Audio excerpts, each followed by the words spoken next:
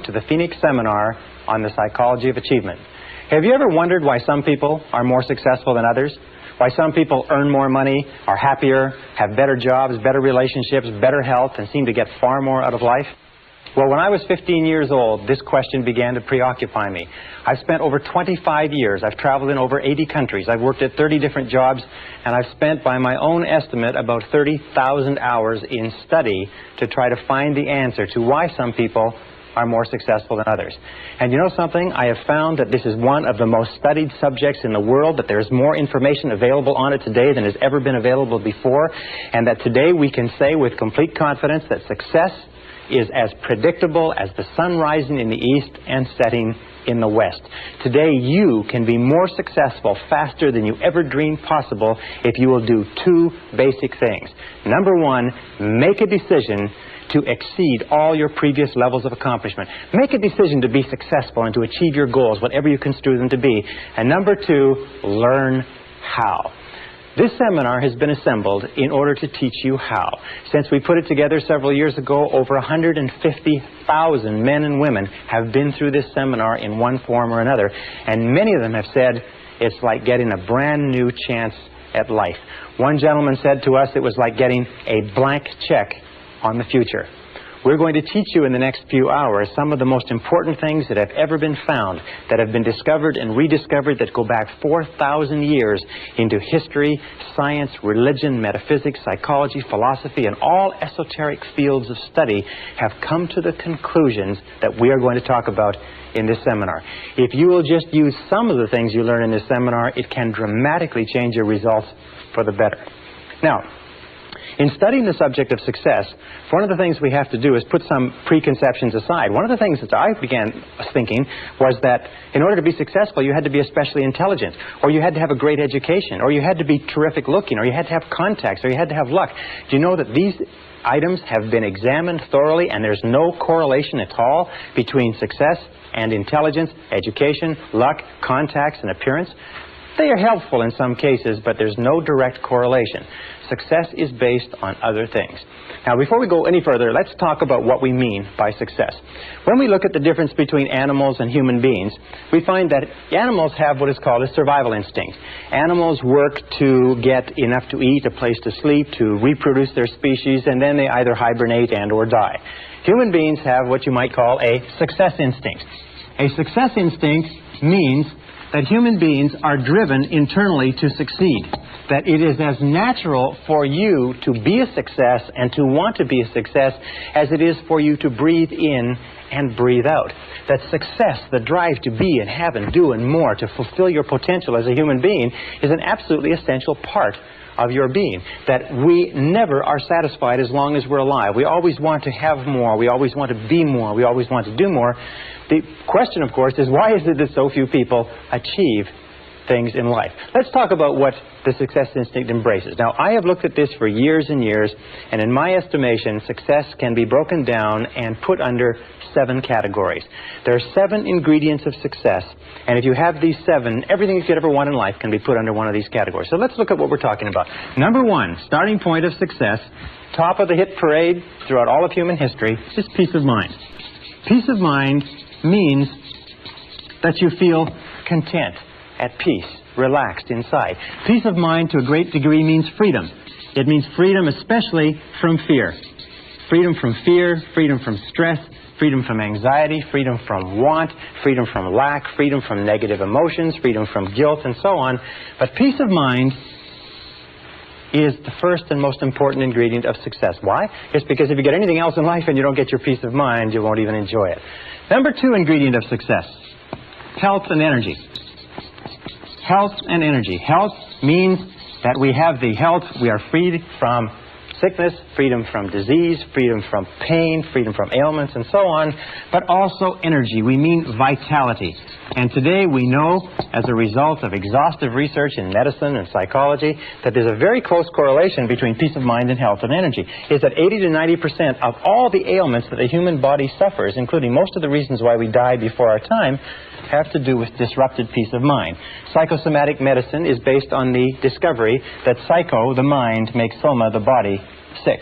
So therefore, as we strive for higher levels of peace of mind, we almost automatically have better levels of health and energy. Now, the third ingredient of success is loving relationships. Loving relationships means that we have the ability, the capacity to enter into long-term loving relationships with other men and women. It means that we have the ability to give of ourselves, to love, and to be loved. And the ability to enter into loving relationships is an essential part of being human. It is the one essential characteristic of our humanhood. And we look at loving relationships, you'll find that almost all of the problems you have in life, about 80%, 85% of our problems in life, as they say, talk back. That 85% of all the success you'll ever enjoy in life is going to be determined by how well you get along with other people. The quality and quantity of our relationships is the true mark of how well you're doing as a human being. And as you know, that problems within your relationship, starting from early childhood all the way up through our adult lives, disrupt our health and energy, disrupt our peace of mind. If our loving relationships are stable, usually our health and energy is stable and we have great peace of mind. Now, how do you measure loving relationships? Well, one of the simplest measures that you can use is simply this. It is to ask yourself how much you laugh with another person. How much do you laugh? Because you'll find that the first thing that enters into a happy relationship is laughter, and the first thing that leaves when the relationship starts to go sour is the laughter. Laughter, because it is a completely spontaneous expression of life, is the true mark of a healthy personality and a healthy relationship, as you know from your own experience. Now, number 4 ingredient of success is financial freedom. Financial freedom means that you have enough money so that you don't worry about money. Now, some people have a tendency to say, well, success is just simply a matter of money and they're not interested in money. But the fact of the matter is that money is important. It takes money to buy clothes and books and to go to school and buy medical attention and to travel and to have all the good things in life. And every one of us, in order to be a success, has to reach the point where we know we have the capacity to earn enough money so that we don't worry about money. We have to reach the point where we can turn our minds to other things, higher things, to our relationships, to our health, to the improvement of our minds, to the expansion of our emotional and our spiritual life. But we all have to have the ability to earn more money. And the great majority of people, unfortunately, don't earn enough by their own estimation. In this course, you're going to learn how you can earn virtually all the money that you want in the course of your lifetime if you're willing to make the efforts and to pay the necessary price.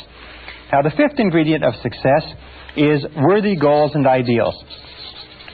Worthy goals and ideals. Sometimes when we talk about ideals, we mean values. And we know that values really lie at the core of the human being. What your values are determines almost everything that happens to you. Worthy goals and ideals are what give us a sense of meaning and purpose.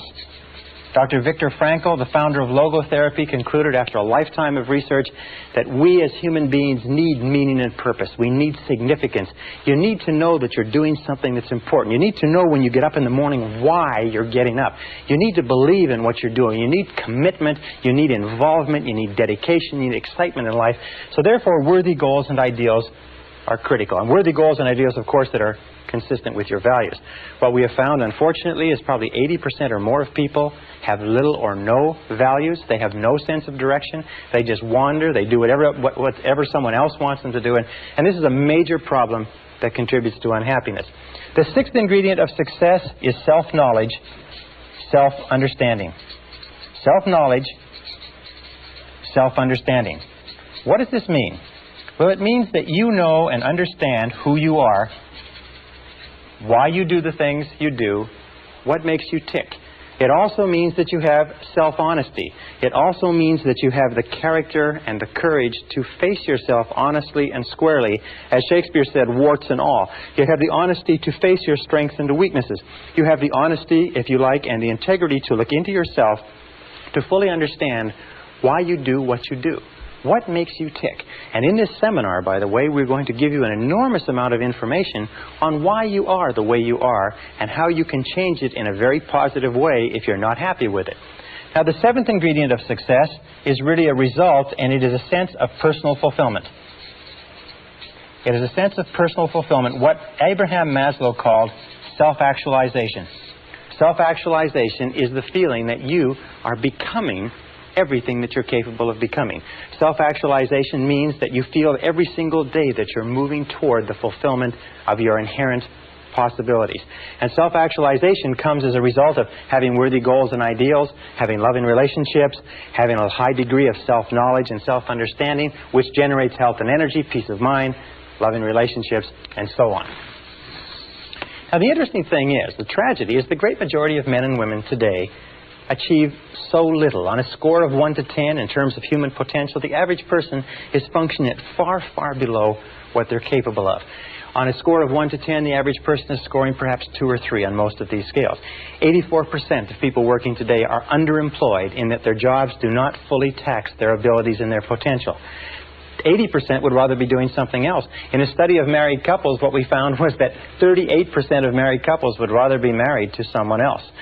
We've also found that the great majority of people in our society, after a lifetime of well-paid work, retire broke. They retire poor, they retire on pensions. Only 1% become wealthy, only 5% become financially independent, 15% have some savings, and 80% are dependent on others. The average savings, lifetime savings of a retired couple in America or Canada today is less than $60,000. That's after earning between $500,000 and $1 million in an average working lifetime. Well, why is this? The number one reason is that we come into this world without an instruction manual. You can go through your entire education and never be taught anything about success. I personally believe that there should be a course on success in every single grade level, in every single school, in every single college and university. We come into the world like a computer. If you can imagine a computer, imagine that you bought this beautiful, sophisticated computer and you took it home. And you took it out of the box and you set it up, but you had no instruction manual. That you had to figure out how to work out this computer all by yourself. Or imagine a combination lock, being given a beautiful combination lock that is on a box that contains everything that you'd ever want, but you don't know the combination. We come into the world with no instruction manual, and we spend our whole lives trying to figure out how to do things right. Well, the key to success is, first of all, what we call understanding, learning how to do things right. And this course is an instruction manual on success. You'll be able to get more out of yourself as a result of this course that you can possibly dream of today. The second ingredient is E, which requires effort. There are many people, as you know, lifelong students who study and study and study, but they never make the necessary or the correct efforts. The middle point is a multiplication sign, and understanding multiplied times effort equals results. In this course, what we're going to do is we're going to dramatically increase your understanding. We're going to give you the tools to dramatically increase the effectiveness of your efforts, so you're doing not only things right, but you are doing the right things, and you're going to dramatically increase your results. Many people have taken this course and been able to earn more in the following year than they earned in the previous 5. Many people have taken this course and been able to make more progress in 1 or 2 years than they've made in their lifetime to date. It is not unusual for a person to take this course and double or triple their income within a matter of a few weeks or a few months, simply by applying some of these principles. Now, do these principles work? These principles are the basis of all success and achievement in adult life. Every successful man or woman uses them to some degree. Every successful man or woman practices them consciously or unconsciously. What we've done is we've developed them together in this seminar program as a system, very much like a process of learning anything, that if you will take it, if you will use it, if you will apply it systematically, if you will put it into action and you'll work with it consistently for even a short period of time, you're going to start to see changes that are absolutely marvelous. It is my contention that you can be, have, or do anything that you want in life. You can grow and expand and fulfill your potential. You can earn more money. You can have greater peace of mind. You can have more health and energy. You can have better loving relationships. You can have financial security. You can have a sense of personal fulfillment. You can have a great feeling of peace inside simply by following what's in this course. So please come with me. Let's go and let's begin to explore everything that you're capable of doing. Let us look at what you may be in terms of your future.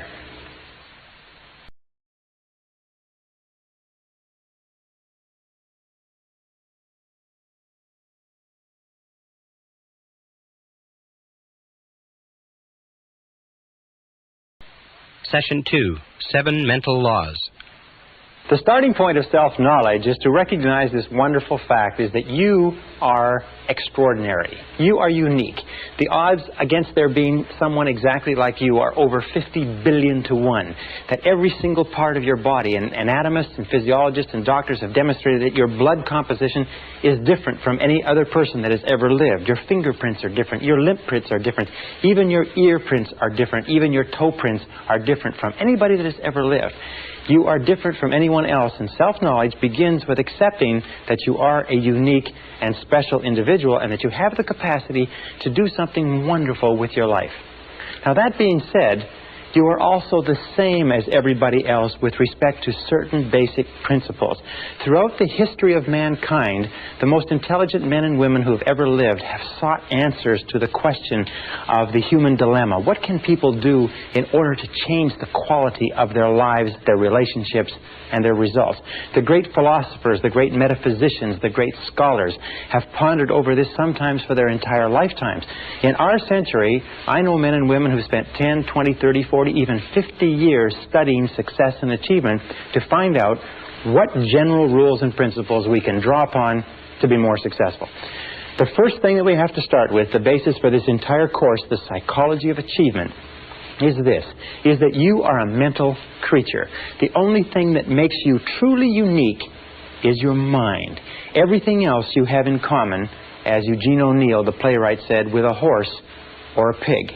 Your mind is what makes you unique. Your body simply carries your mind around.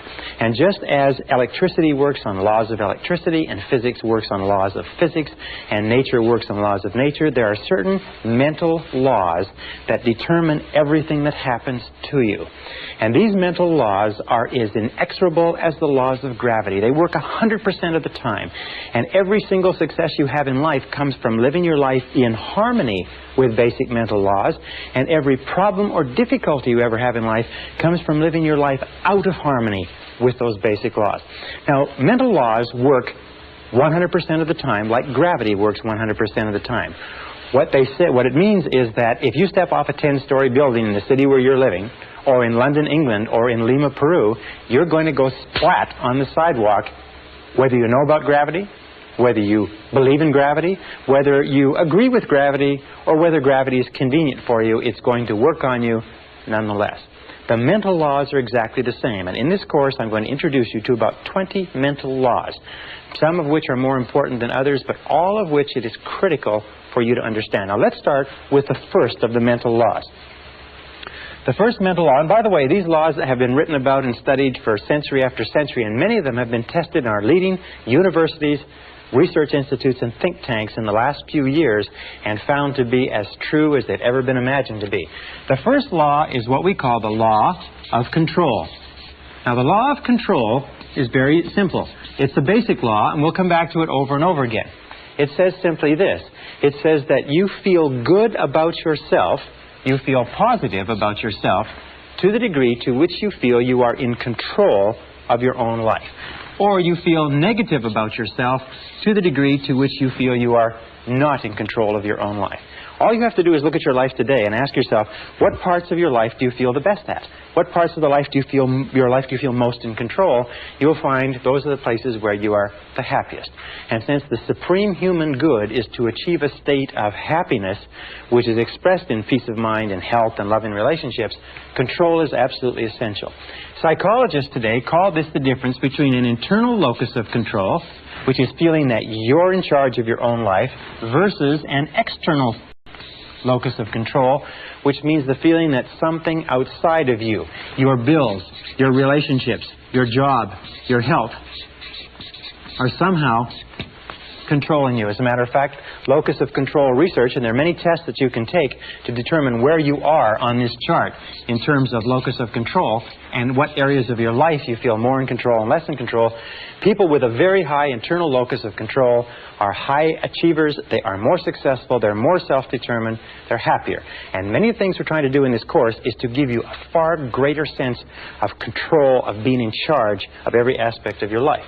Now, control begins with, first of all, your thoughts. Interestingly enough, your thoughts, what you think about things and how you think, determines your values. It determines what is going on inside you. Once they are stored away, your thoughts determine your feelings. It's how you think about something that determines your feelings, whether you are happy or unhappy, whether you are scared or confident. Your feelings then determine your actions. So we start off with the law of control, saying that the key to success is to feel that you are the master of your own destiny, that you're behind the steering wheel of your own life. You're in charge of your life by taking full and complete control over your thoughts. Your thoughts will control your feelings will control your actions, and your actions, remember, as always, your actions will determine your success or your lack thereof.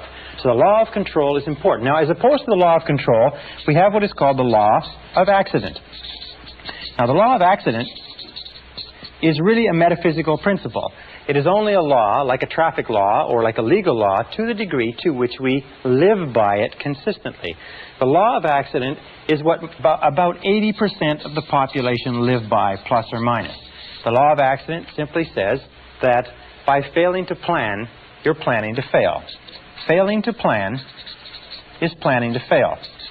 Now, the majority of people don't believe that they're living by this, but if you look at their lives, you see that that's true. Failing to plan means planning to fail. These are the sort of people that say, well, it's not what you know, it's who you know. It's being in the right place at the right time. It's luck. It's the luck of the draw, and so on. These are people who, as a result of feeling that their life is controlled by forces outside themselves, don't have clear plans, don't have clear goals, are not working persistently and consistently day by day toward accomplishing something they want, and their lives just seem to drift and go around in circle like a ship without a rudder. Now, a person, just like a ship without a rudder, a person with no central plan is a person who has very little control. Is a person who feels that, in fact, they are out of control of their lives, like they're falling through space with no place to stop. And these people are invariably unhappy. The reason why people are negative today, the reason why people are unhappy, the reason why people are sick and frustrated, the reason why people underachieve in life is most of them are living by this law of accident.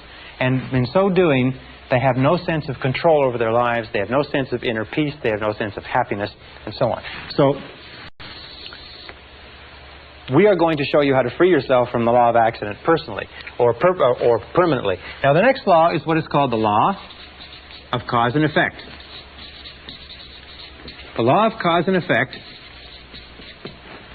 says that for every effect in your life, there is a specific cause.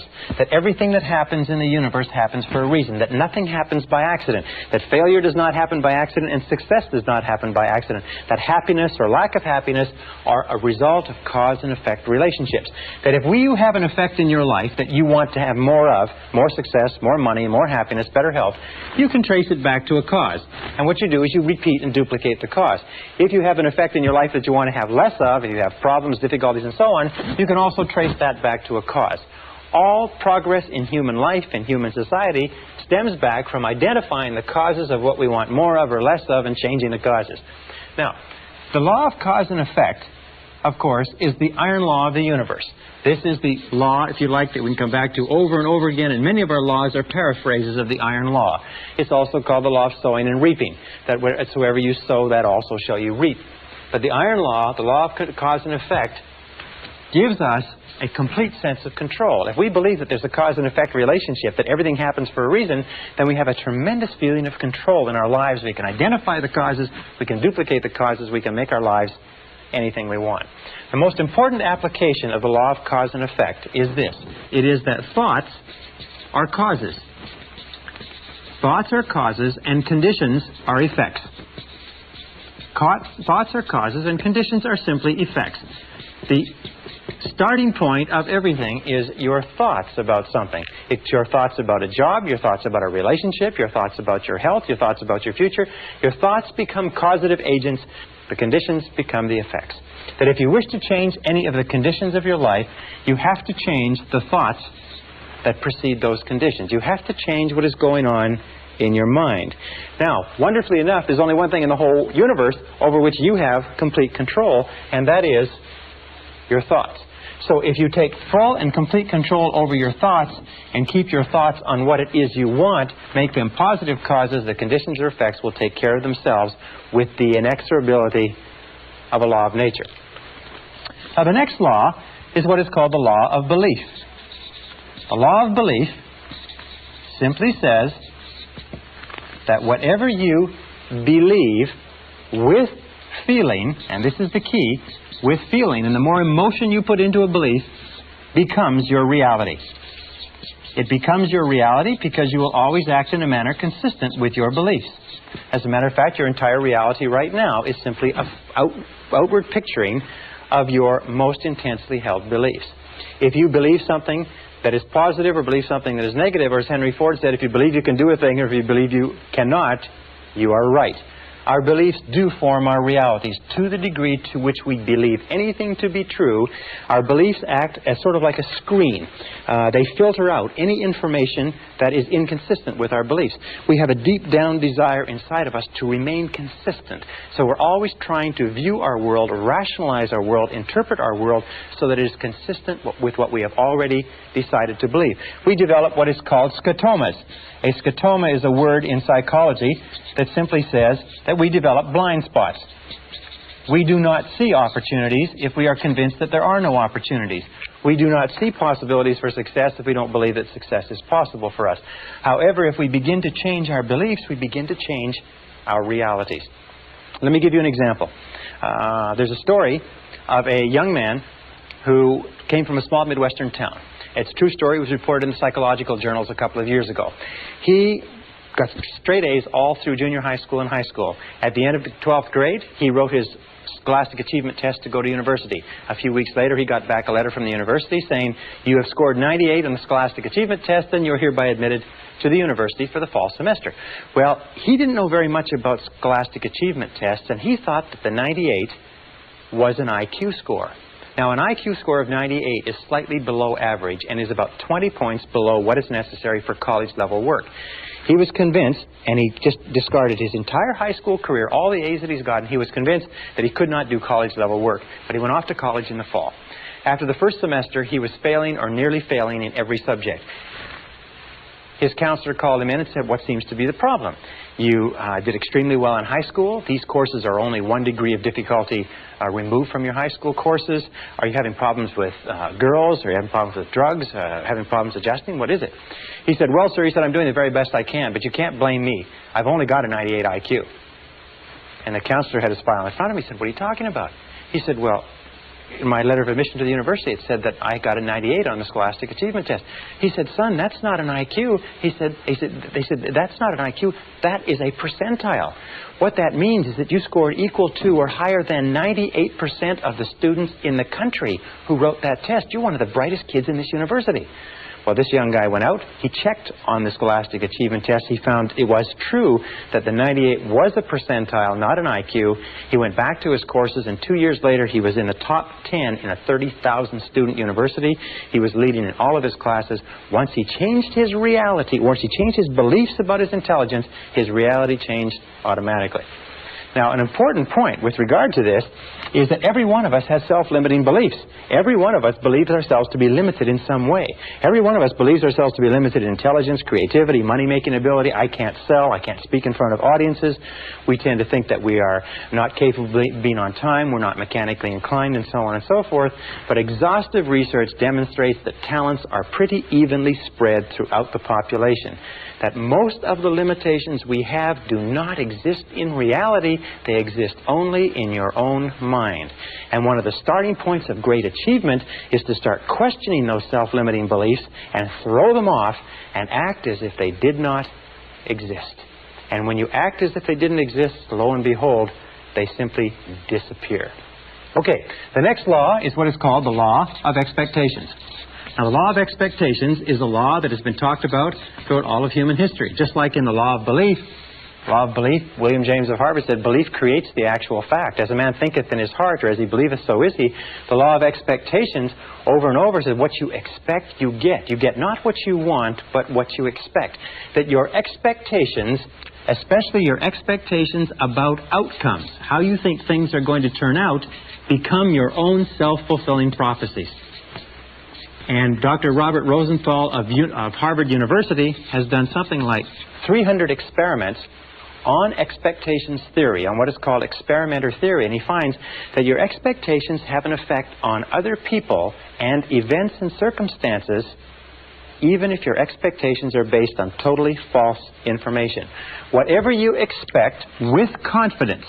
In other words, if you confidently expect good things to happen, surprise, surprise, good things happen to you. If you confidently expect negative things to happen, then negative things are going to happen to you. That most successful people have developed an attitude of confidently expecting good things to happen. It's called the attitude of positive self-expectancy. It is the attitude of the winner. The winner looks for good things to happen. The winner expects to win in advance, and lo and behold, whatever you expect with confidence tends to come true, even if the information upon which your expectations is based is totally false. Now, let me give you an example of expectations.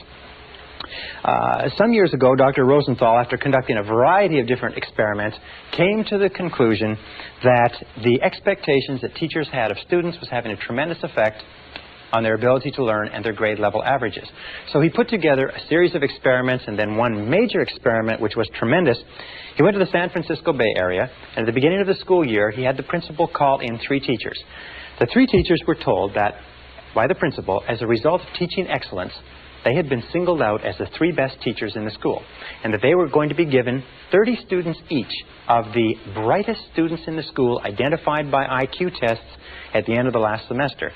They would be able to teach these students for the entire year, and it was estimated by experts that these students would jump in scholastic achievement an average of 20 to 30% over the course of that school year. Now, the teachers were told that one of the conditions was that they mustn't tell the teacher, they mustn't tell the students, and they mustn't tell their parents.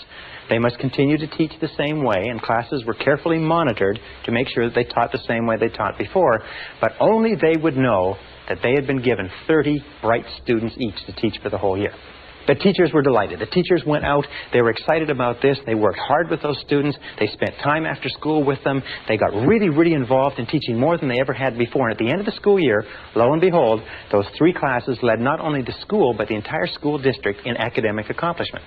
At the end of the year, they called the 3 teachers in. They sat them down and they said, well, you've had a good year. And they said, yes, well, it was great. Those kids were so bright. They were so eager to learn. They said, well, maybe we should tell you the truth, that this was an experiment.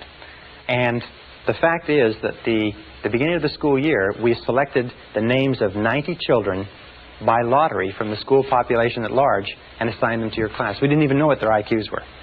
They said, well, that's remarkable. Well, how could it have happened that they did so well? And then they looked at each other and said, well, of course, it's because we are the 3 most excellent teachers in this school.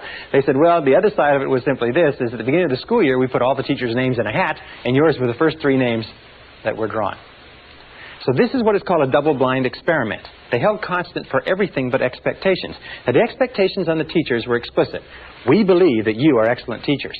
The expectations of the teachers on the students were implicit. They were never spoken. The teachers just treated those students as though they were really intelligent, and the students bloomed and blossomed. And in one of the classes, a student from beginning of the year to the end of the year jumped 25 IQ points. In a subsequent experiment, a student jumped as much as 27 IQ points, which is to prove that high expectations teachers bring out intelligence in students that is completely unheard of. Marva Collins, the famous teacher in the Chicago inner city, has found that if you treat students as though they're intelligent and talk to them and work with them as though they are really bright, they will absolutely astonish you in terms of academic accomplishment. All right, this brings us to the critical role of expectations in your life. First part of expectations in your life, number 1, and where expectations affect you. Expectations of your parents. We have found that we have a tendency as adults to try to live up to or down to the expectation of our parents all our lives. If our parents were strong and supportive and loving and kind and encouraging and really believed in us, all our lives we'll strive unconsciously to live a life consistent with those expectations. If our parents were critical and condemnatory and bitched and complained and griped about our grades and so on and so forth, we will find that all of our life we'll have a tendency to hold ourselves back. So be alert to that. What were the expectations of your parents? Were they positive? Were they negative? Were they boosting or were they discouraging? And how much are they affecting you today? Second area of expectations is the expectations of your boss. In all of our studies, we have found especially in the studies on excellence in organizations, we have found that high expectations, bosses have high-performance work environments. Now, if you work for a boss who's negative, critical, and condemnatory, if you work for a boss that has negative expectations or a negative attitude, chances are your performance will be at the very lowest. As a matter of fact, if you look at the course of your working career, you'll find that the times of your life that you've enjoyed the most is working under a boss that has high positive expectations of you and your ability. Isn't that correct? The third area of expectations is the expectations you have of others, especially of your children, especially of your spouse or your mate, especially of your subordinates or the people who look up to you. You see, we are profoundly affected by the opinions of anybody we respect, by the attitudes toward us of anybody we respect. And if you have high positive expectations of the people around you, especially your children, they will rise to fulfill those expectations. So the basic rule with regard to this is always expect good things of other people. In word and deed, tell them continually, I believe in you. And number 4 area of expectations is the expectations you have of yourself. In the final analysis, these are the most powerful. If you have high positive expectations of yourself, you'll be astonished at what it will mean to your life. Always expect the best. Always expect the best. And here's a little exercise which I learned from one of my graduates, one of our live seminars. He found that by starting off every day with this simple little exercise and saying to himself, I believe something wonderful is going to happen to me today. I believe something wonderful is going to happen to me today. I believe something wonderful is going to happen to me today. That this little exercise changed his whole attitude. That he went through the whole day with the attitude of somebody with a confident self-expectancy. That everything that happened during the course of the day, he thought, maybe this is something wonderful that's going to happen to me. And you know that if you will do this, if you will say before you go to sleep, I believe something wonderful is going to happen to me tomorrow.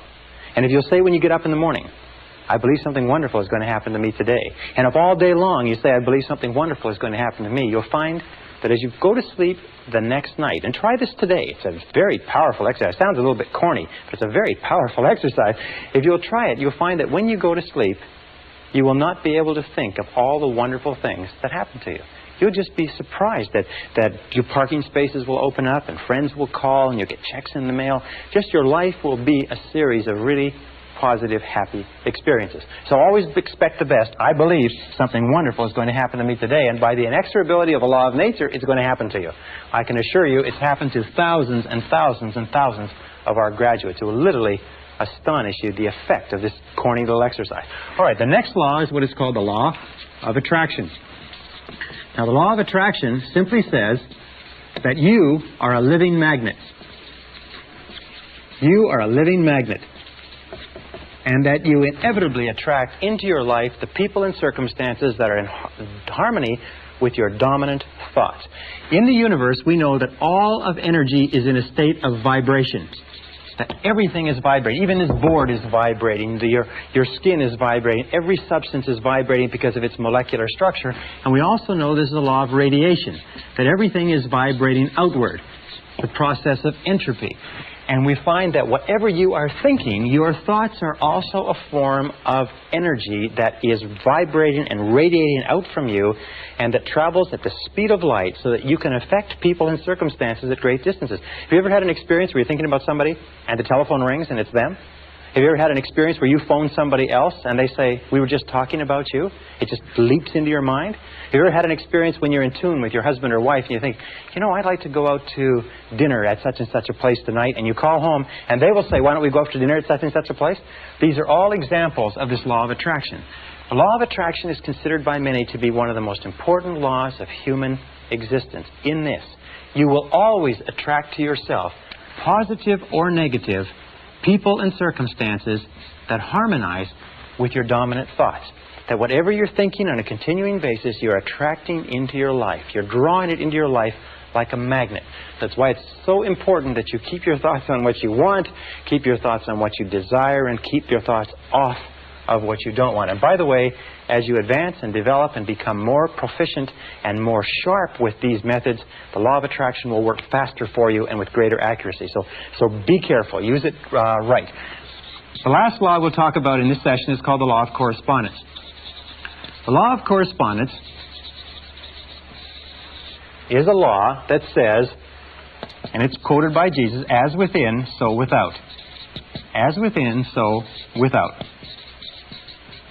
And what it simply means is this. It means that your outer world is a mirror. And that's probably the best word. Your outer world is a mirror, and it simply reflects back to you what is going on in your inner world.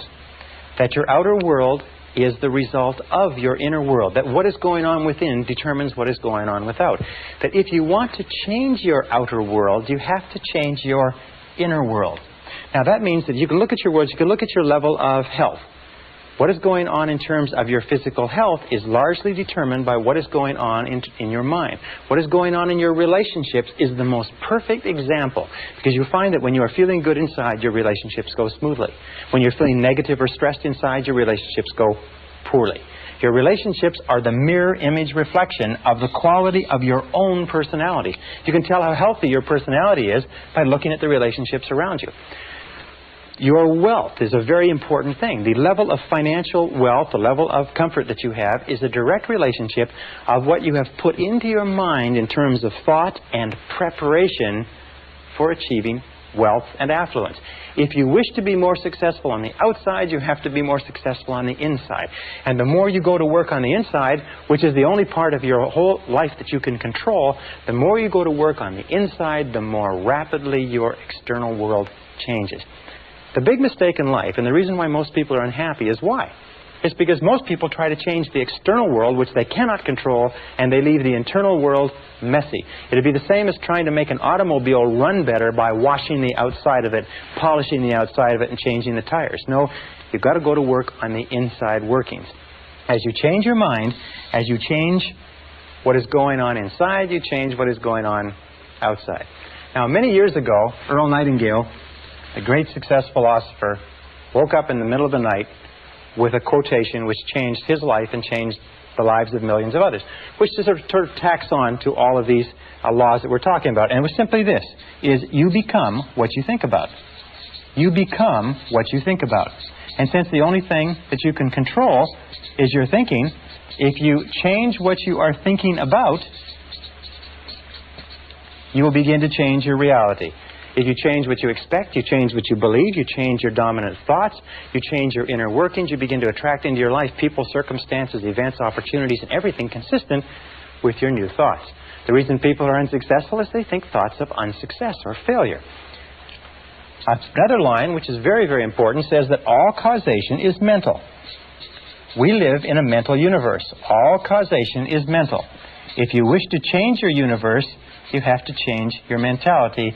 And this brings us to the most important line of all, which is simply this. And let me write it over here. If you change your thinking,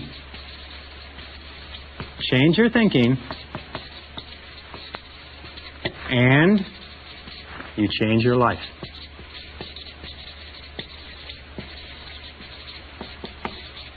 Change your thinking, and you change your life. Now, over the course of years, you have accumulated and gathered an enormous amount of information. You've accumulated and gathered an enormous number of experiences, some of them positive, some of them negative. Every single one of them is stored away. Every single one of them is having an effect on what is happening to you right now. In the New Testament, Jesus had a beautiful line, which I refer to and I think about all the time. He said, "By their fruits you shall know them." And what it simply meant was that you can tell what is going on inside the person, what the fundamental character and thought life of a person is, by looking at the fruits of their external life, by looking at their health, looking at their relationships, looking at their levels of success. If you change your thinking, you change your life. And as we proceed through this course, we're going to show you systematically how you can change your thinking and bring it into perfect correlation inside with the type of successful, happy, dynamic, vital, living, successful life that you desire on the outside.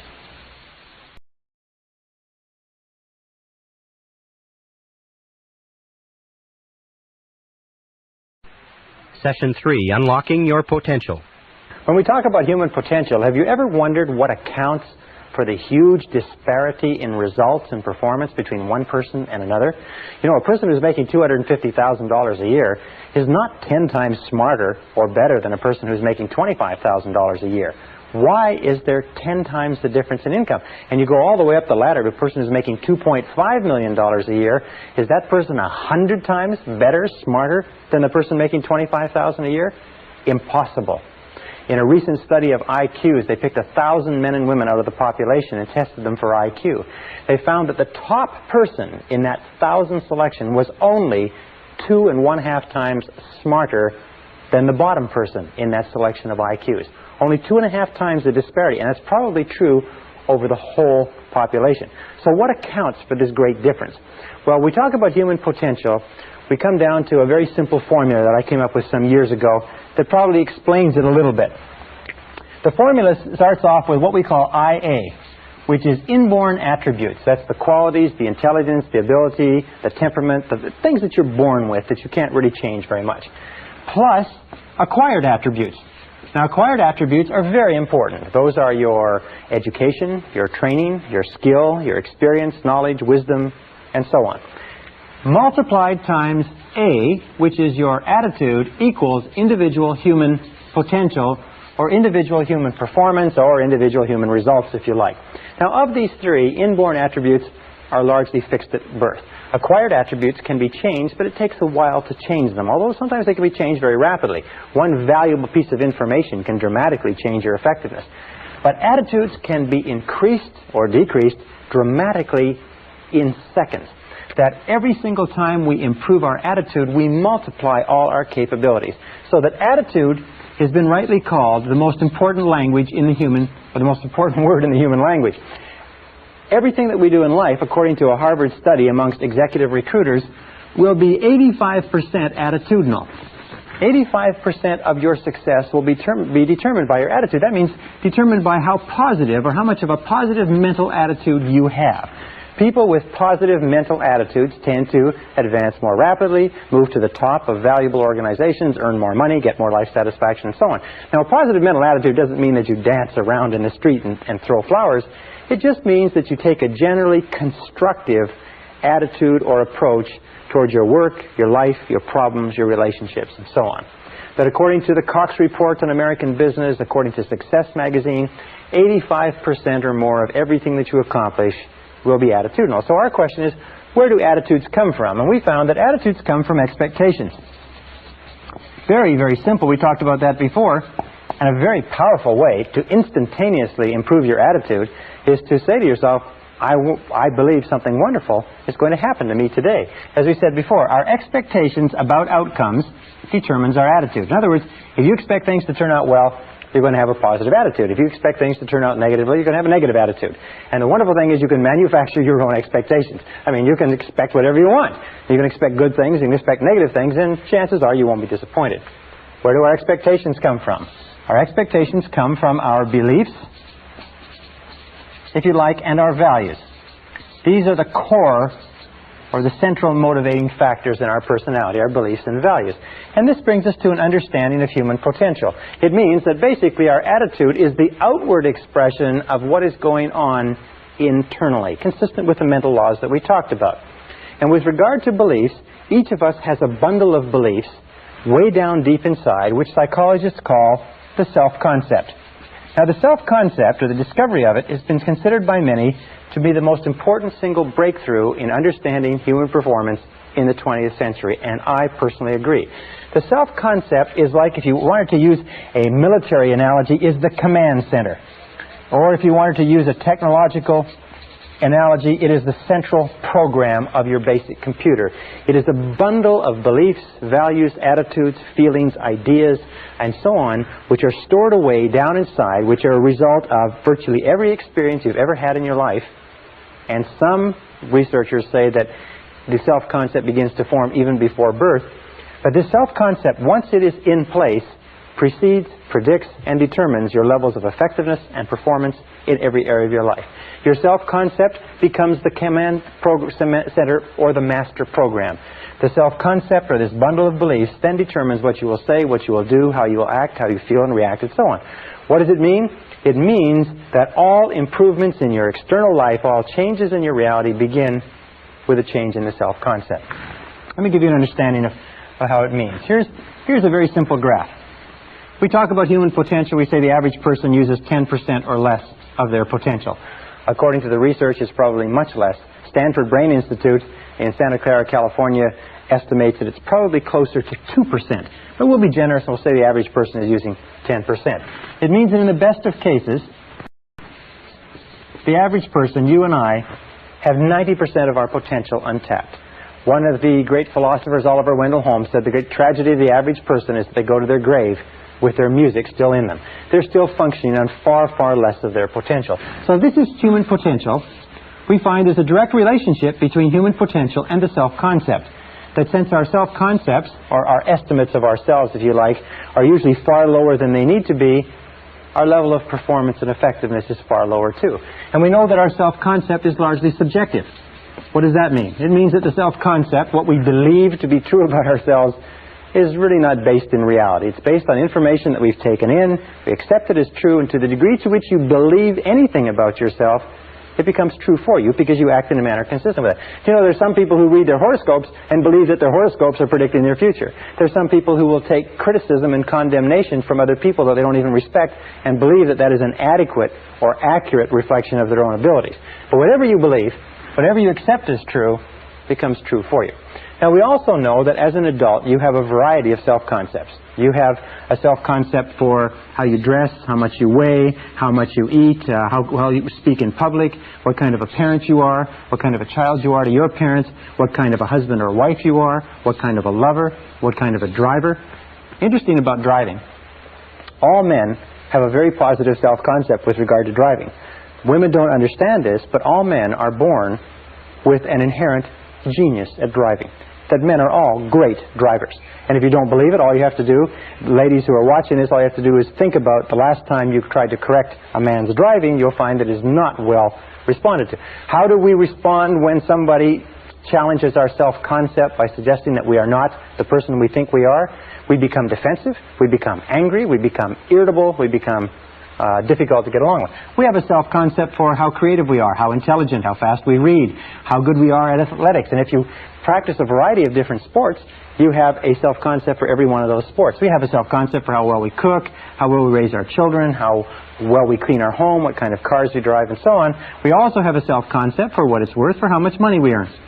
Interestingly enough, you can never earn more than 10% above or below your self-concept level of income.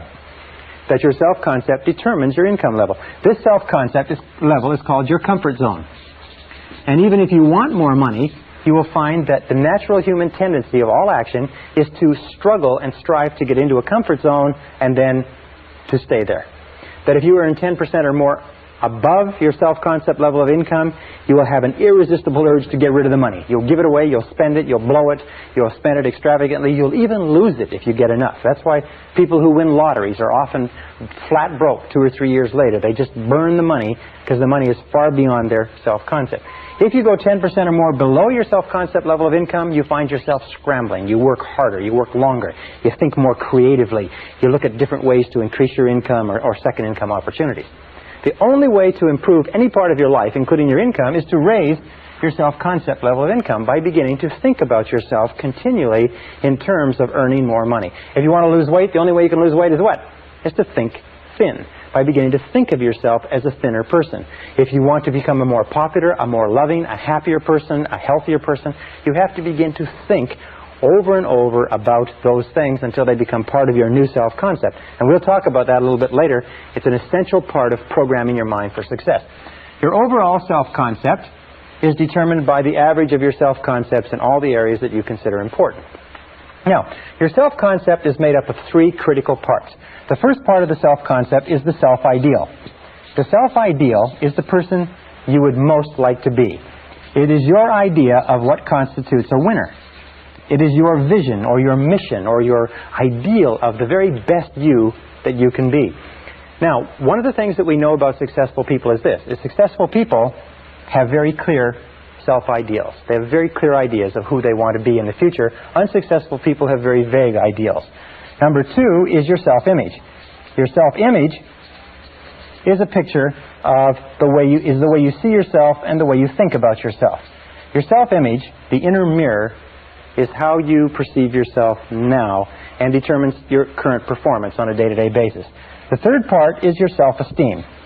Now, your self-esteem is how you feel about yourself. How you feel about yourself is the engine force, it's the motor, it's the power force within your subconscious. It's the power force within the self-concept, and it determines virtually everything that happens to you. The best definition of self-esteem is how much you like yourself. How much you like yourself as a parent, how much you like yourself as an employee, how much you like yourself as a boss, how much you like yourself as a money earner, a professional speaker, an athlete, and so on. How much you like yourself, your level of self-esteem, your overall emotional feeling about any area of your life determines your performance and effectiveness in that area. Wonderfully enough, since you become what you think about, your self-concept is malleable, your self-esteem can be built by repeating over and over again, I like myself. I like myself. I like myself. I like myself. I like myself. I like myself. The more you say, I like myself, I like myself, I like myself, the more you repeat that over and over again, the more your self-esteem goes up. The more your self-esteem goes up, the more your overall self-concept goes up. When your overall self-concept goes up, you perform better at everything else that you attempt. That every single time you say, I like myself, I like myself, I like myself, I like myself, I like myself, it's like pumping yourself up psychologically. Everything that happens that causes your self-esteem to go up causes you to perform better. Everything that happens that causes your self-esteem to go down causes you to perform worse, make more mistakes, be unhappier, and so on. Now, a critical point about liking yourself, about self-esteem and self-liking, is that number one is you can never like or love anybody else more than you like or love yourself. That your level of self-esteem is the determinant of the quality of the relationships you have with others. And number two is you can never expect anybody else to like or respect you more than you like or respect yourself. That how much you like and respect yourself determines their attitudes toward you. Every single school of psychology today is coming to agreement on the fact that how much you genuinely like and accept yourself as a valuable and worthwhile human being has an effect on everything that happens to you. How much you like yourself. And what you can do is you can improve your self-esteem by saying, I like myself, I like myself, I like myself, I like myself, I like myself. Well, this brings us to the question of where does self-esteem, where does the self-concept come from? And we found that self-concept, if anything, self-concept is malleable in that you are not born with a self-concept. Is that you're not born with any idea of yourself. You're not born with self-image or self-esteem. That you're born in a way as pure potential. It's probably the best way to put it. The average person comes into the world as pure potential and has no self-concept. That everything you are today, every feeling that you have, every attitude or value, you had to learn over the course of your lifetime. We also know that the child comes into the world with a very high need for love and touching.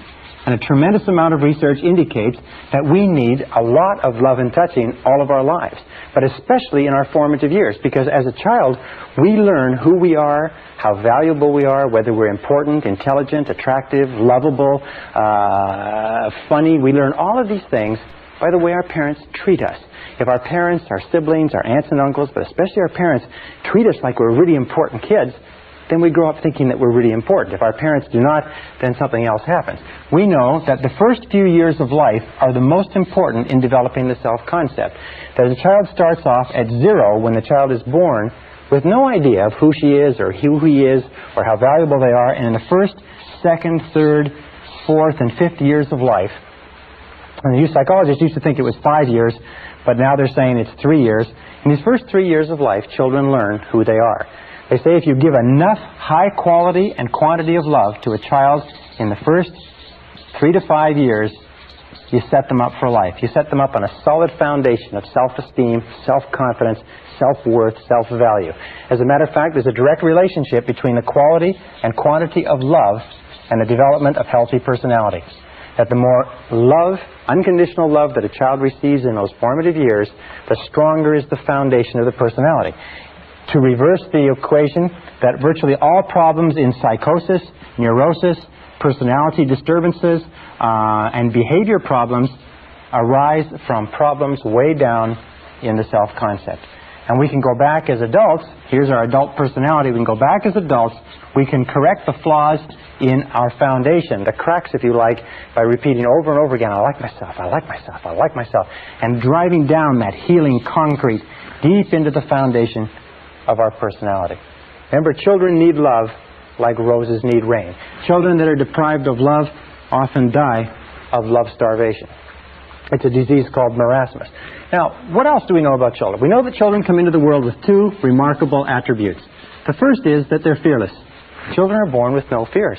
They're not afraid of anything except falling and loud noises. And this is expressed in the attitude, I can. Children come into the world believing they can do anything. And anybody who's ever raised a child to the age of 3 or 4 or 5 knows you have to spend those first few years stopping them from killing themselves because they're little kamikaze pilots, because they're not afraid of anything. The second attribute is they come into the world completely spontaneous. They say what they want, they do what they want, they are completely uninhibited. They just are completely unafraid, they do anything that they want, and this is expressed in the attitude, I don't have to. I don't have to. If you ever try to control a child, you'll find that the attitude of a young child, the first thing they say is when you start giving them orders, the first thing they learn is no. They say, no, I don't have to. Well, of course, we eventually change their minds on that one way or another. But these are the two attributes that each of us come into the world with. You come into the world unafraid and uninhibited. What does that mean? It means that our natural birthright is to be unafraid and uninhibited. And that only when we can create the same situation in adult life where we are unafraid and uninhibited do we feel truly great about ourselves. The very best organizations, the very best companies are those that create an environment where people who feel unafraid and unreserved to be themselves and to do the very best they can. Well, as we grow up, we know that children learn two ways. The first way they learn is by imitation. They imitate one or both parents, especially the dominant parent. And sometimes the dominant parent will change as the child is growing up. Sometimes children will imitate the father, sometimes the mother, but they learn by imitation. Many of the characteristics and habits that we have as adults, we learn from our parents. Have you ever had the opportunity or the occasion to scream at one of your children or shout at one of them and find yourself saying the same things your mother or father said to you when you were a child? Well, we imitate. Sometimes we imitate their walk. Sometimes we imitate their talk. Sometimes we imitate their values, their beliefs, and so on, even if those values and beliefs are of no value. Why? It's because our parents are like gods to us when we're children. The second way that we learn is by moving from discomfort, from what doesn't feel good, toward comfort. Now, Freud called this the pleasure principle, is that we move toward what makes us feel comfortable, what gives us pleasure, what makes us feel good about ourselves. We move from discomfort toward comfort. That's how we learn to become toilet trained. We say it's no longer fun to walk around with pee and poop in our diapers. So we watch what our parents do. We watch what our older siblings do. And we see, those people aren't doing this. And that's how we learn to walk. That's how we learn everything. So we move from discomfort toward comfort. Throughout our lives, by the way, that's how we learn. We imitate by reading what other people have done, by studying books, at our work. We imitate when we go to school. And we do what gives us a positive payoff, what gives us positive reinforcement, what gives us pleasure.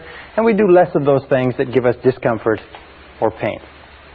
Now, very early in life, as a mistake or as the result of mistakes that parents make in upbringing, children begin to learn negative habit patterns. And negative habit patterns have their root primarily in destructive criticism. Destructive criticism begins very early in life, sometimes in the first few months. And destructive criticism is used by parents to direct and control their children. Unfortunately, it has a very, very dangerous and damaging effect on children in that destructive criticism begins to undermine the integrity of the child's personality, and more of us, including myself and including most of you, have been undermined and hurt by destructive criticism probably more than all the wars in history. Now, as a result of destructive criticism, we begin to develop negative habit patterns. Negative habit patterns are conditioned responses to stimuli. Negative habit patterns develop very early in life.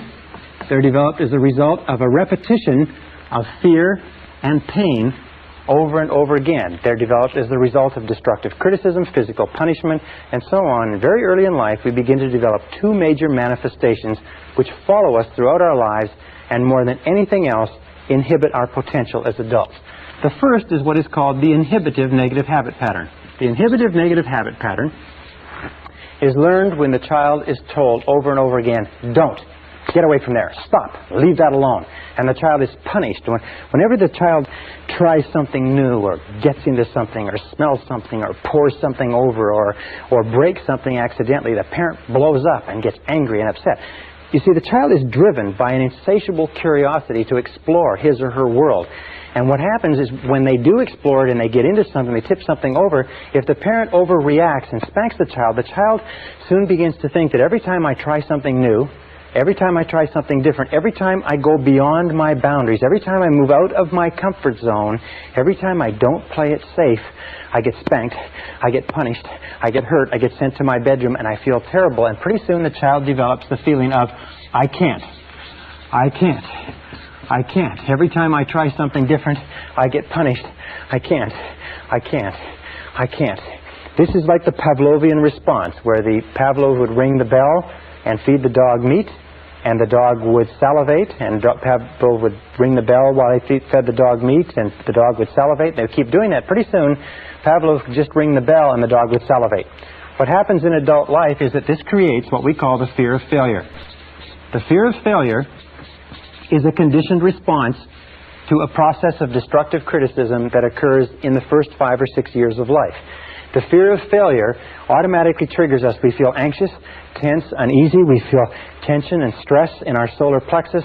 We feel like withdrawing and getting away from the event. And the fear of failure is the major reason for failure in adult life.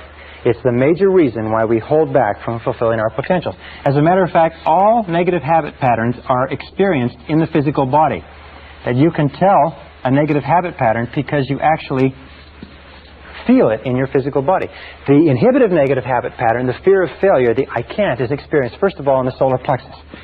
You ever have an occasion where you have to speak in front of a group, or you have to go into a performance review, or you have to make a cold call? First of all, the solar plexus tightens up. If the fear situation continues, you start to breathe harder, and your heart starts to beat faster, your respiratory rate. And sometimes you get a headache, like a migraine headache in the front of your head. Sometimes your throat will tighten up and you won't be able to speak. You'll go completely dry. Sometimes you'll get so tense and so frightened that you'll have to run and go to the bathroom. These are all manifestations. There's no physical danger, but there's a psychological danger, a conditioned response. And whenever we feel these things, the natural tendency is to back away from the situation that's causing them, which is the reason why we don't achieve very much if we are held back. The second negative habit pattern is the compulsive. Now, the compulsive negative habit pattern is learned when children are told over and over again, you'd better or else. If you don't, you're in big trouble. Now you're going to get it.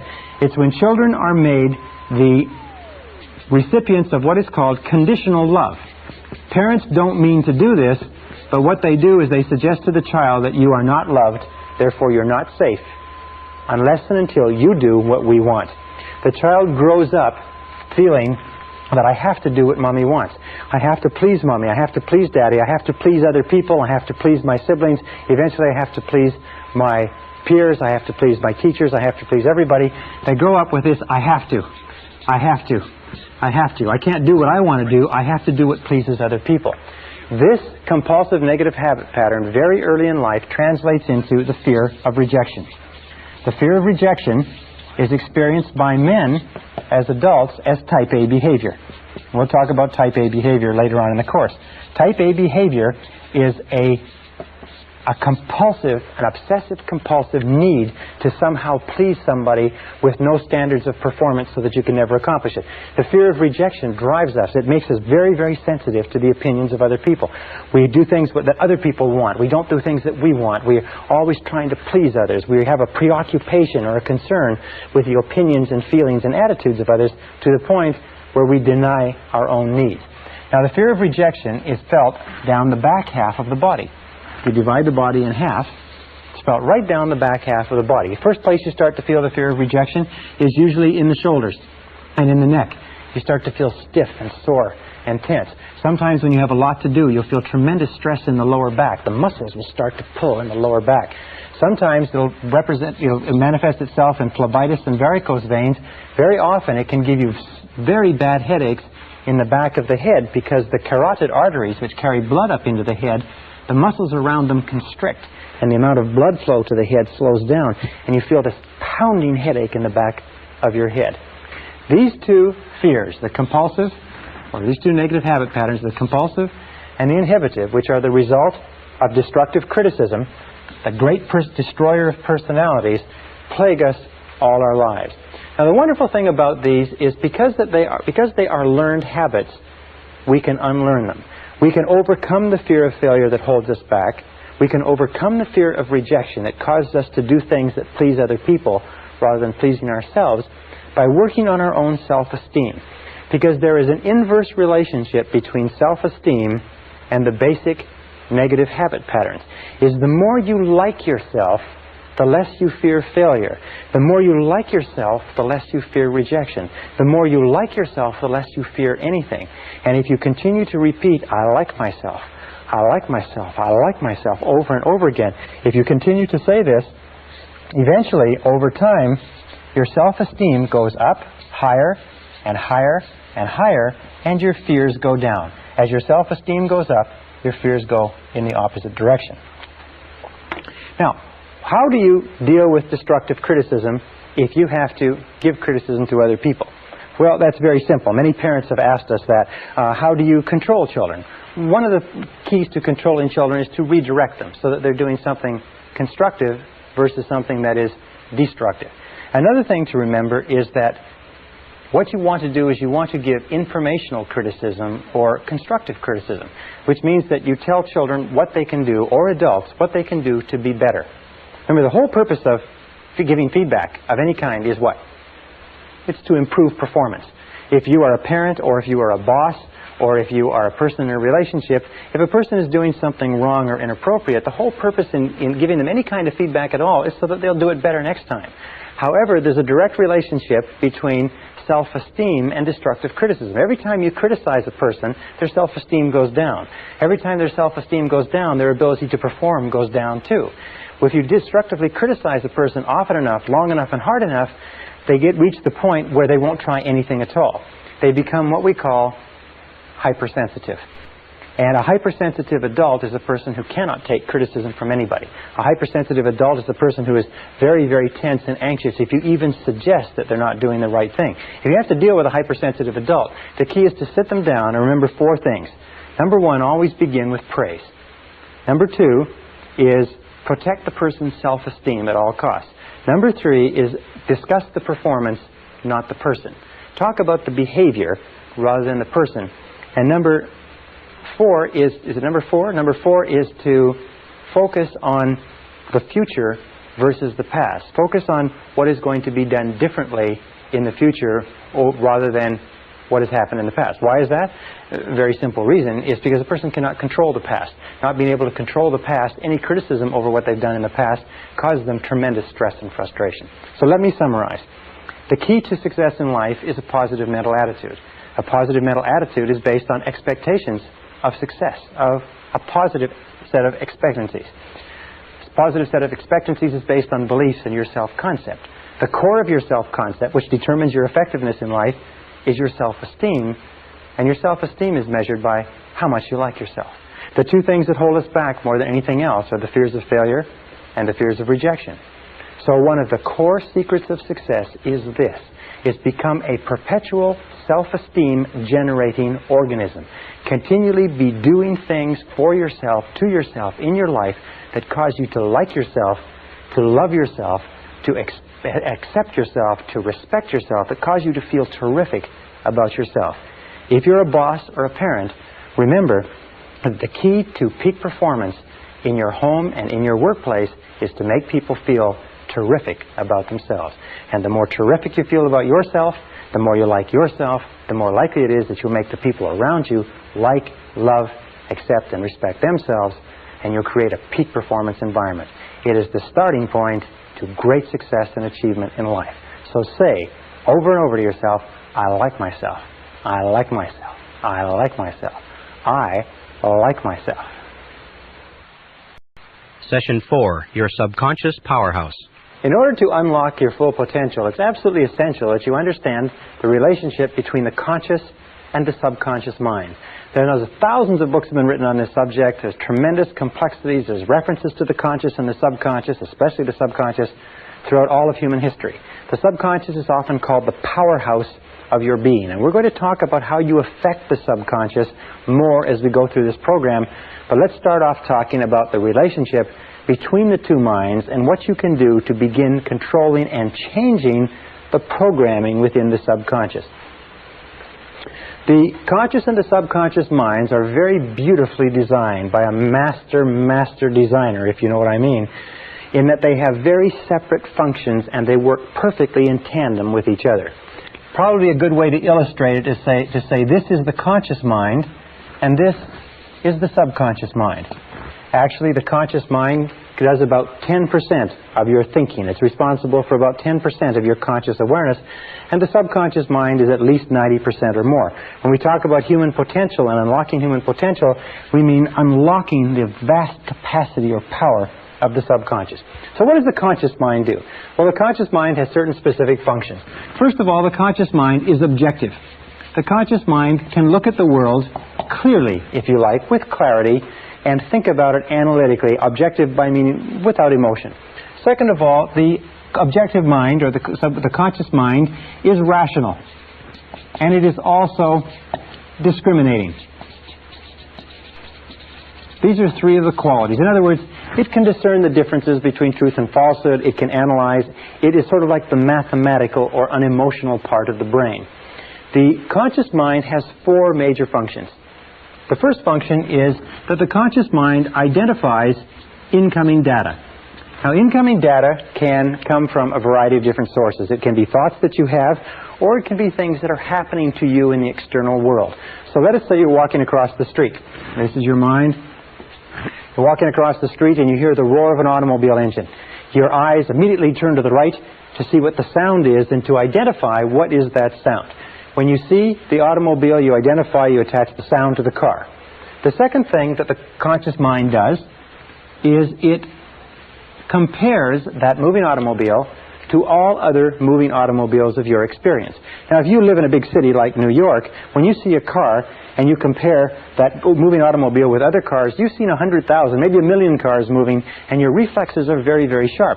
If you live in a country that doesn't have very many automobiles, chances are when you see a moving vehicle, your reflexes will be very, very slow. The comparison is done by, if you like, making a quick inspection into the subconscious and checking every single previous experience that you've had with moving cars. As that is done, as the comparison is done, you instantaneously get a response back. As a matter of fact, it is said that the subconscious functions at about 30,000 times the speed of the conscious mind, in that you can just have one glance, hear one noise, or think one thought in the conscious mind, and you can instantly trigger a reaction that might take an enormous amount, hours and hours of evaluation if you were to do it consciously.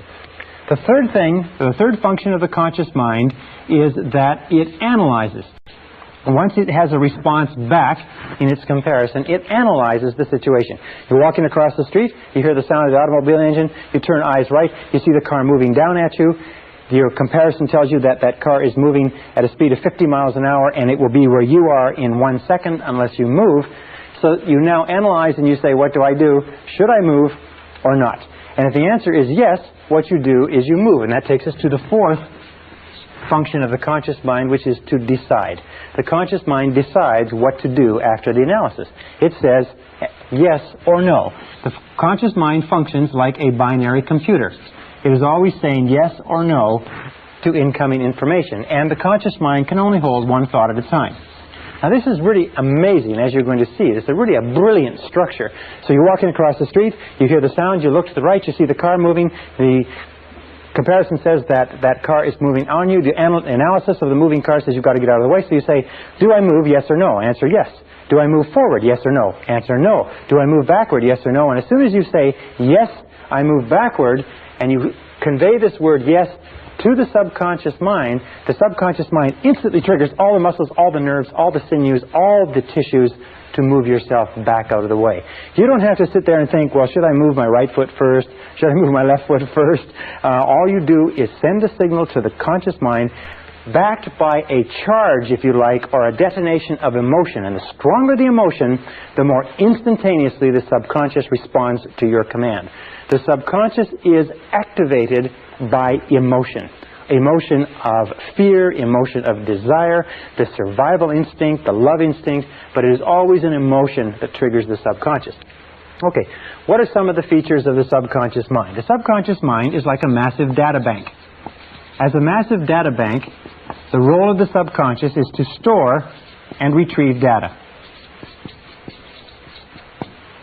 In other words, the subconscious mind is the subjective mind, in that it simply is the mind that obeys. Just as the conscious mind commands, the subconscious mind obeys. The subconscious mind has no thought of its own. By the way, the conscious mind has no memory. The subconscious mind is the seat of all memory. The conscious mind, remember, can only hold one thought at a time, whereas you can remember millions of facts. The relationship between the conscious and the subconscious is the conscious is like a gardener, and the subconscious is like a garden. Whatever seeds you plant in your subconscious mind, the subconscious mind goes to work to grow. In the subconscious mind, you have a whole series of different programs, the self-concept, which contains all the information on all the subjects that are important to you and all of your previous experiences and responses to those situations, so that if you have a new situation similar to it, one of the roles of the subconscious is to keep your behaviors consistent with your previous behaviors. So that if you've always been fearful in a situation, you see the situation, you'll instantaneously be fearful without thought. If you're in a situation that you don't know anything about, the natural tendency is for you to be neither fearful nor unfearful, because you don't know enough until you build up an experience bank. And this brings us to three critical laws. Three of the most important mental laws that we talked about. Remember, we talked about how your whole life is determined by mental laws. The first of these three mental laws is the law of subconscious activity. The law of subconscious activity says that whatever you plant into your subconscious mind, it immediately goes to work to bring into your reality. And your subconscious mind makes all your words and actions, it makes all your words and actions fit a pattern consistent with your self-concept. In other words, it keeps all your words and actions in a pattern, fit a pattern consistent with your self-concept, or consistent with all previous information that you have put in. Also, it keeps your words and actions consistent with your dominant goals, which eventually, if you like, become part of your self-concept. So that means that your body language, your attitude, your level of energy, your level of self-confidence, the way you get along with other people, your social skills, everything is consistent with your self-concept. The subconscious, simply without you thinking about it at all, keeps everything consistent with it. So when you feel really good, when your self-concept is positive, you have a bounce in your step. Your body language is confident, it's courageous, it's outgoing, and so on. And when you feel negative, your self-concept is negative, and you will act in the same manner. Which brings us to our second law. The second law is the law of concentration. Actually, this is the ninth law that we've talked about since we began. The law of concentration is very, very, very important. It's so important, as a matter of fact, each of these laws is so important in their place as to be enough in themselves to control your destiny. The law of concentration simply says this. It says that whatever you dwell upon grows. Whatever you dwell upon grows. Whatever you think about over and over again grows in your reality. It's very simple. I used to do a course on creative thinking, and the way that you explain it is you imagine that this is the total mental capacity that you have. And when you send a thought into this, it takes up this amount of space, and all the rest of the mental capacity is used to, this is your thought, is used to think about all of the other things in your mind. But the more you think, from the conscious down to the subconscious, the more of your mental capacity is committed to thinking about this one idea, until you reach a point where if you dwell upon something consistently, you reach a point where you think of nothing else. And as you think of nothing else, you begin to set up this vibratory field. The subconscious mind is the core of the law of attraction and the law of vibration and the law of radiation. You begin to set up this vibratory field that sends out thought energy from you consistent with what you are thinking about, and draws back into your life people and circumstances in harmony with those thoughts. So you just have to look around you and you have to say, What are you thinking about all the time? What are you dwelling on all the time? And the basic rule with regard to the law of concentration is to dwell upon, think about what you want to happen, not about what you fear. And this brings us to the third law in this series, and that is the law of substitution. Now, the law of substitution, I've had many of my graduates tell me this has been the most important law they've ever learned. It's a very simple law, and it's based on a fact that the conscious mind can only hold one thought at a time, positive or negative. If you want to get rid of a negative thought, the mind is not like a vacuum. It doesn't stay empty. If you want to get rid of a negative thought, you have to knock it out, if you like, with a positive thought. Is that you can replace one thought with another. You can replace one thought with another. And if you do that consistently, and if you replace any negative thought, any fear thought, any anxiety thought, any self-limiting thought, any negative expectations, anything that's holding you back, any fear of failure, lack, poverty, rejection, loss, or anything else, if you replace it with a desire thought, and this is the key, fear versus desire. If you keep your mind on what you want and keep it off of what you don't want, as you dwell on your desire, your fears diminish and get smaller. As you think about what you want, eventually, because of the law of substitution, you have less and less time, less and less emotion to think about what you don't want. Why is it that people are successful? It's simply this. In the Bible it says, to them that hath shall more be given, and from him who hath not, even that which he hath shall be taken away. What it means is simply this. The rich get richer, the poor get poorer. Why? It's because the rich think about wealth and affluence all the time. And what do the poor think about? The poor think about lack, loss, and limitation, risk, danger, fear, failure all the time. So if you want to unlock your potential, if you want to go straight to the stars, you have to use the law of substitution to keep your mind on what you want. Use the law of concentration to dwell continually on the results you desire. Be solution-centered rather than problem-centered. Be goal-centered rather than loss-centered.